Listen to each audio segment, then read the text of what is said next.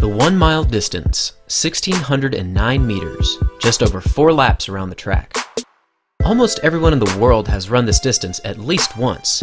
However, very few people ever get close to world record times.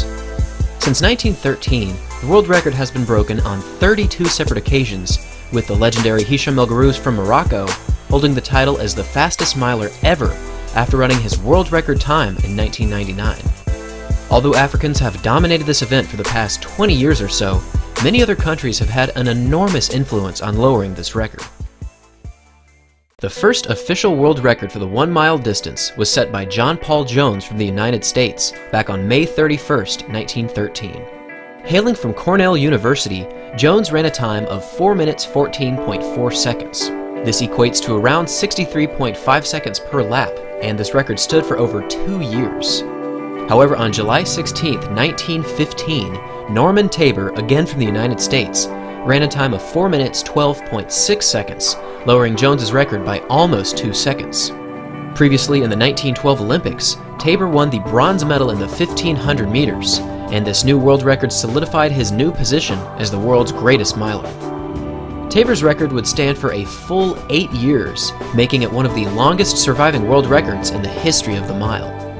However, on August 23, 1923, Paavo Nurmi, also known as the Flying Finn, ran a time of 4 minutes 10.4 seconds.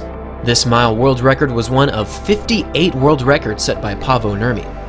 Throughout his career, he set records ranging from the 1500 meters all the way up to the marathon, making him quite possibly the most influential record breaker in the history of distance running. He also won a ridiculous amount of Olympic medals, so essentially Paavo Nurmi was the distance running king for about 10 years. After standing strong as the world record for another 8 years, Nurmi's world record finally fell. On October 4th, 1931, Jules Ladumaguet from France ran a time of 4 minutes 9.2 seconds. This was the first time any athlete had run under 4 minutes and 10 seconds, and it was at this point that runners from around the world began chasing after the elusive 4-minute mile.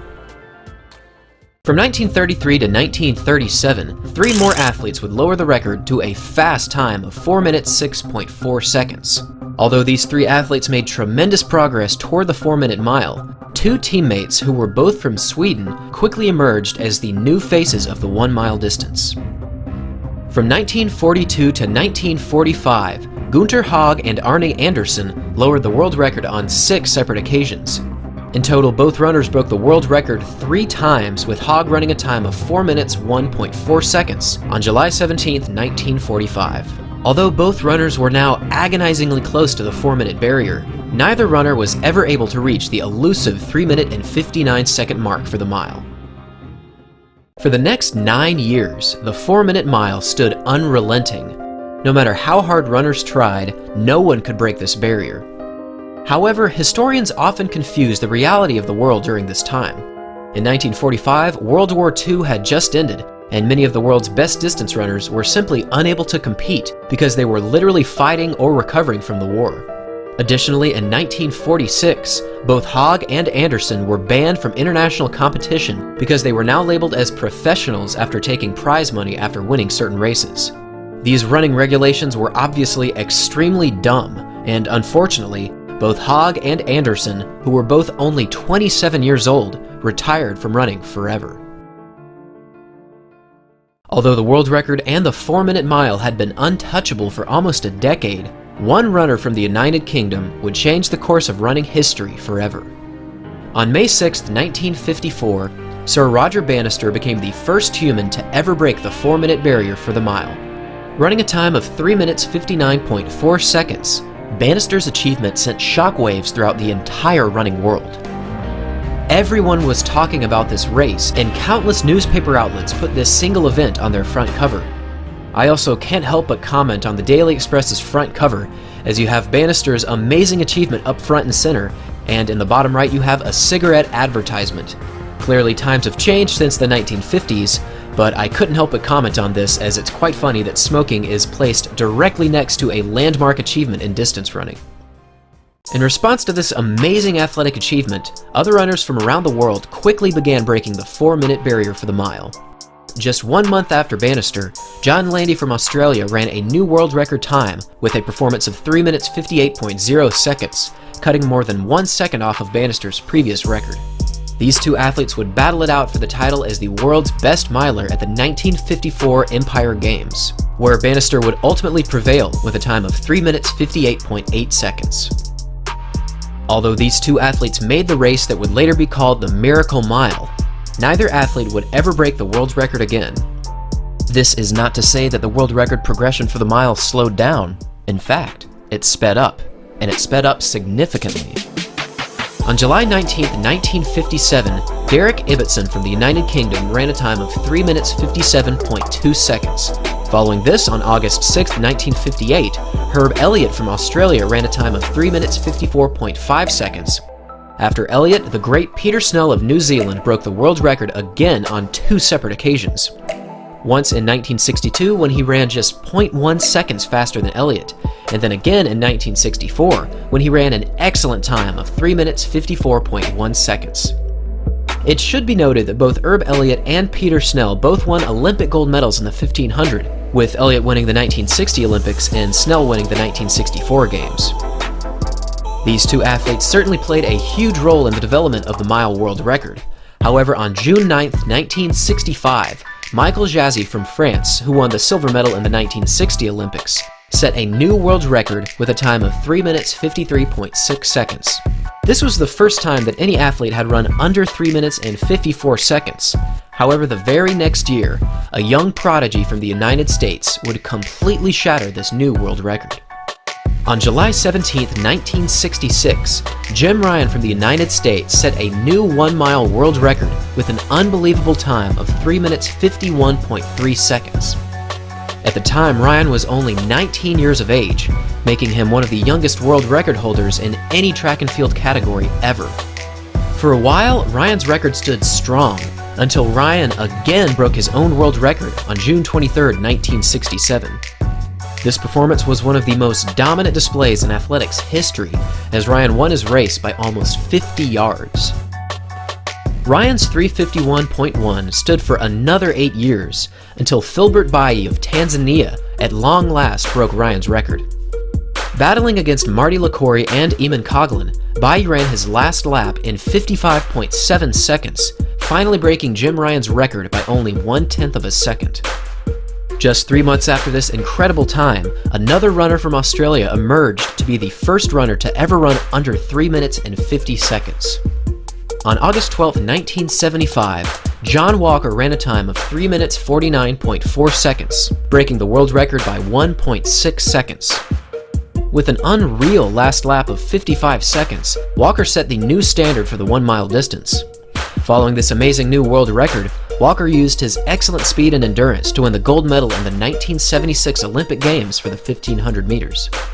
For a few years, Walker was unquestionably the world's best miler, but as time goes by, new runners emerge, and on July 17, 1979, Sebastian Coe from the United Kingdom completely changed the face of not just the 1-mile distance, but of middle distance running. Using his incredible natural speed, which also helped him break the 800-meter world record on 2 separate occasions, Coe strided away effortlessly from Steve Scott of the United States.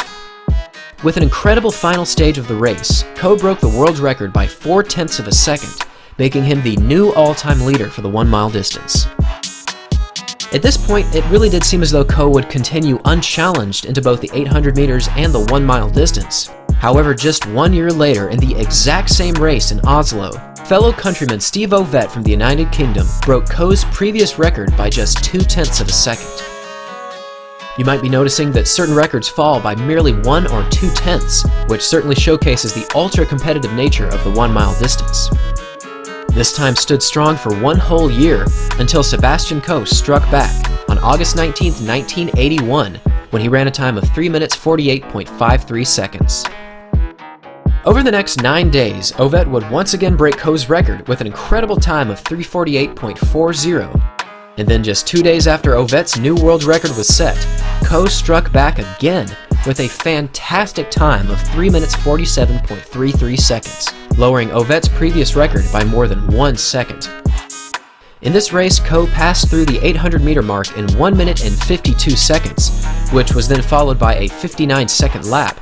However, on his last lap, Coe showcased tremendous strength as he ran his final lap in 56.33 seconds. This dramatic 9-day period showcased the ultra-competitive nature of both Coe and Ovett, and Coe's 3:47.33 stood as the world record for 4 whole years. Although Coe and Ovett continued strongly through the 1980s, neither athlete improved on Coe's 3:47. However, on July 27, 1985, Steve Cram, who is also from the United Kingdom, ran a spectacular 3-minute 46.32-second performance for the 1-mile distance. Competing against his fellow countryman Sebastian Coe, Cram ran one of the greatest final laps in racing history. As the final 400 meters unfolded, Cram steadily increased the pace. However, with 200 meters remaining, Cram was gone. With this decisive move, Cram dropped Coe, which is extremely difficult to do, and he powered home with a final 200 meters of approximately 25.5 seconds. This race was truly a majestic performance as it stood as the world record for the next 8 years. After close to a decade of holding the record, Cram finally saw an athlete better his time. On September 5, 1993, Noureddin Morsali of Algeria ran a time of 3 minutes 44.39 seconds, breaking Cram's record by almost 2 seconds. This was a tremendous achievement as Morsali averaged under 56 seconds per lap for the full mile. After breaking the record, Morsali won the 1500-meter gold medal in the 1996 Olympics, further solidifying himself as the world's greatest miler. For 3 years, Morsali held the world record with his incredible time. However, in 1999, one man ran a mile so fast that it has now stood strong as the world record for over 20 years. On July 7, 1999, the great Hicham El Guerrouj from Morocco ran what can only be described as the near-perfect mile. Through 440 yards, the lead pacers split a time of 55.07 seconds, and following close behind was Hicham El Guerrouj. Continuing the race at a very fast pace, the pacers split through 880 yards with a time of 1 minute 51.58 seconds. And through this scintillating pace, El Guerrouj maintained his close contact with the lead pacers. My guess is that through 880 yards, El Guerrouj was about 1 minute and 52 seconds flat. Over the next 440 yards, both El Guerrouj from Morocco and Noah Neni from Kenya maintained an extremely quick pace. Many times during great mile efforts, the third lap can often lag behind the overall pace.